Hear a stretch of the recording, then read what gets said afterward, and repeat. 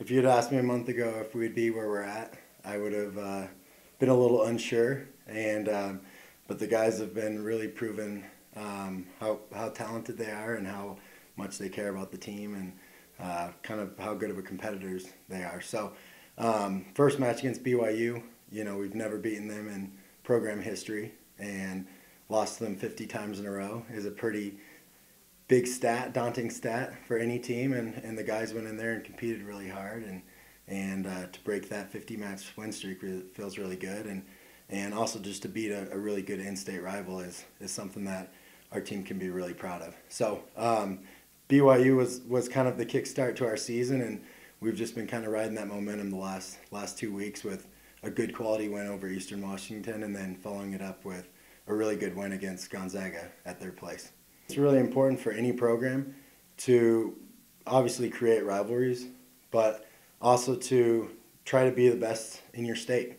And obviously for tennis, we've got BYU, who's a really good program, Utah, who's a really good program, Weber State, who's a good program, and us, essentially. And so that's one of our goals, is to be the top program in the state, and we've taken BYU down, and Weber State's going to be just as tough. They're going to be a really good team, and then we got Utah next weekend. So that's a big goal for our program and our team, is to win our state and to call ourselves state champions.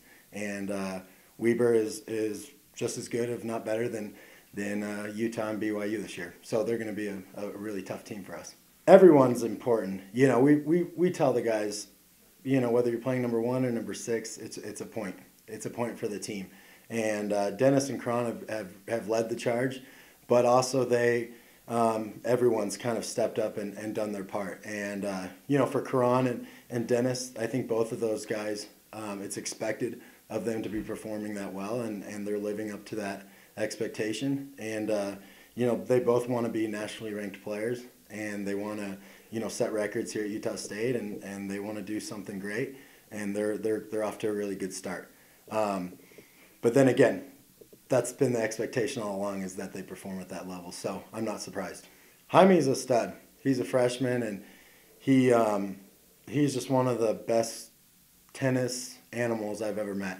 Every day at practice, he's just on it. He loves to be there, and you can tell that it's the best time of his day when he's at practice. And then when he gets in matches, you can tell he just wants to beat his opponent worse than they want to beat him. And part of kind of being a freshman is unique, because he's so oblivious to who's this guy and who's that guy, and he just goes out and plays the ball. And the kid's 130 pounds. He's a super small kid, but he plays a really big game. And to be able to beat BYU's essentially number 1 player, the 6th ranked player in the region, first match, is really a big statement. In a lot of ways, he's a freshman, but he's a leader on our team because he does some things better than everyone else. So we're really lucky to land that kid. We kind of have a saying here: warriors become warriors in war, if you can get that.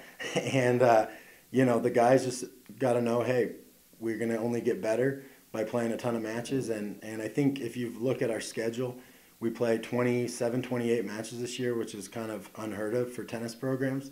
But we want to play as much as we can. And the more we play, the better we're going to get, the more battle-tested we're going to get. And so 3 matches in one weekend's not going to be overwhelming for the guys. They're prepared. We've worked them hard. I was a little more worried about our doubleheader last week.